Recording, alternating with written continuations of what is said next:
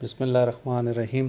اچھا، آپ سب کو نا آج میں ایک بہت ہی قیمتی بات بتانا چاہتا ہوں۔ آج ایک ایسا فلسفیانہ کوسچن جو کہ ہر صوفی، ہر فلسفی، ہر پڑھا لکھا بندہ جب اس نہج پہ پہنچتا ہے آخر وہاں پہ رک جاتا ہے کہ انسان کے اختیار میں کیا ہے۔ یہ میسج آپ سب لوگوں کے لیے ہے، ڈیئر کولیگز، فرینڈز، آپ سب کے لیے بھی ہے اور آپ سب کے لیے بھی ہے جی خصوصاً۔ وہ یہ ہے کہ انسان کے اختیار میں ہے کیا۔ انسان کے اختیار میں صرف کوشش کرنا ہے، انتہا کی کوشش کرنا ہے کہ اپنی پوری توانائی کے ساتھ آپ کوشش کریں اور باقی سب کچھ اللہ تعالیٰ پہ چھوڑ دیں۔ اچھا، کوشش سے مراد یہ ہے کہ آپ نے کوشش جو کرنی ہے وہ پرخلوص کرنی ہے، ماورا اس کے کہ میرے پاس اگر مگر سے بالکل یہ شفاف ہو، ٹھیک ہے، اس کی ذمہ داری تھی، اس کی وجہ سے کسی کے اوپر بلیم کیے بغیر۔ کوشش کا مطلب یہ ہے کہ آپ نے خود سے کوشش کرنی ہے۔ جب آپ پوری کوشش کرتے ہیں اور نتیجہ اپنے رب پہ چھوڑ دیتے ہیں تو انشاءاللہ کامیابی بھی ہوتی ہے۔ کامیابی ہو نہ ہو، اللہ تعالیٰ قیامت والے دن آپ کو آپ کی کوشش سے پہچانے گا کہ آپ نے کوشش کتنی کی تھی۔ اور یہ فلسفہ میں نے جو ہے وہ نبی کریم صلی اللہ علیہ وآلہ وسلم کی زندگی کے اس پہلو سے سیکھا۔ ویسے تو زندگی میں جب کبھی بھی کوئی سوال اٹھتا ہے اس کا جواب مجھے آپ صلی اللہ علیہ وسلم کی زندگی سے مل جاتا ہے، یا میں وہاں سے کھوجنے کی کوشش کرتا ہوں، جتنی میری عقل ہے، استدلال ہے، اس سے وہ میں ریسیو کر لیتا ہوں۔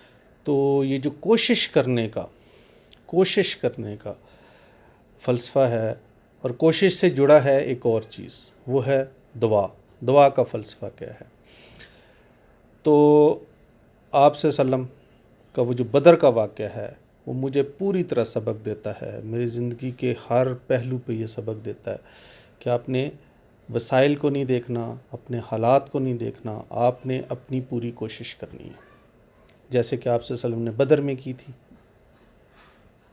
اور یہ بھی نہیں دیکھنا کہ ایسا ممکن ہے کہ نہیں، ممکنات بس آپ نے کوشش کر ڈالنی ہے جو آپ کا پاس سب کچھ ہے۔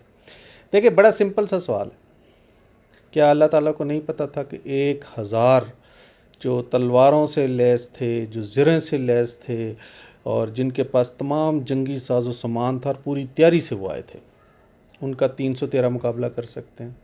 ڈیفینیٹلی پتہ تھا۔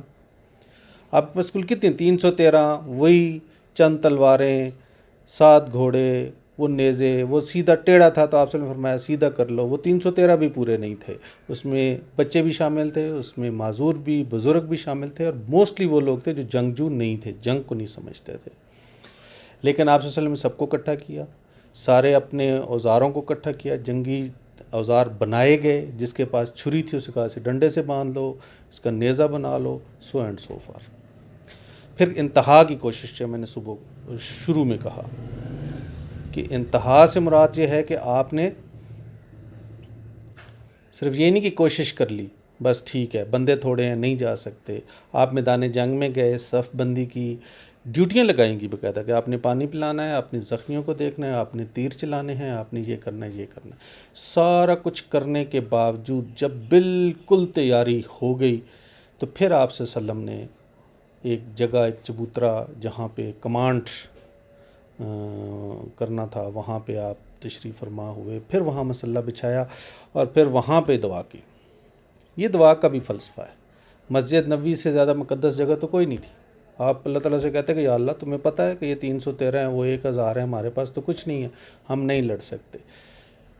لیکن کیا کیا؟ پوری کوشش کے بعد ہمیں بھی دعا کا فلسفہ بھی یہی کہ اپنی پوری کوشش کرنے کے بعد پھر آپ دعا کریں، پھر انشاءاللہ میرا ایمان ہے کہ جب آپ پوری کوشش کرنے کے بعد خلوص نیت کے ساتھ جب کوشش کرنے کے بعد آپ دعا کرتے ہیں تو پھر فرشتے ضرور آپ کی مدد کے لیے آتے ہیں، جیسے کہ بدر میں ہوا تھا۔ تو ہمیں اپنی زندگی میں پوری کوشش کرنی ہے اور اس کوشش کی ڈائریکشن بالکل ٹھیک ہونی چاہیے، اس پہ کوئی سوالیہ نشان نہیں ہونا چاہیے۔ کوشش ترک کرنے کے بہت سارے راستے نکل سکتے ہیں، اور کوشش کرنے کے لیے صرف آپ کو اپنے رب پہ یقین اور اپنے پیارے نبی صلی اللہ علیہ وسلم سے تعلق اور یہ واسطہ جو میں نے آپ کو دیا ہے، اس سے محبت بلکہ عشق ہونا بہت ضروری ہے۔ آج کا میسج یہ تھا، امید ہے کہ اللہ تعالی ہم سب کو اس پر عمل کرنے کی توفیق عطا فرمائے اور ہماری کوششیں صحیح سمت میں قبول فرمائے، صحیح سمت میں رکھے۔ ہمارے اختیار میں کچھ نہیں ہے، ہم صرف کوشش بھی بڑی کمزور سی کر سکتے، اللہ تعالیٰ ہمیں طاقت دے کہ ہم بھرپور کوشش کر سکیں اور آپ صلی اللہ علیہ وسلم کے نقش قدم پہ چل سکیں۔ آپ سب کا بہت شکریہ جی، تھینک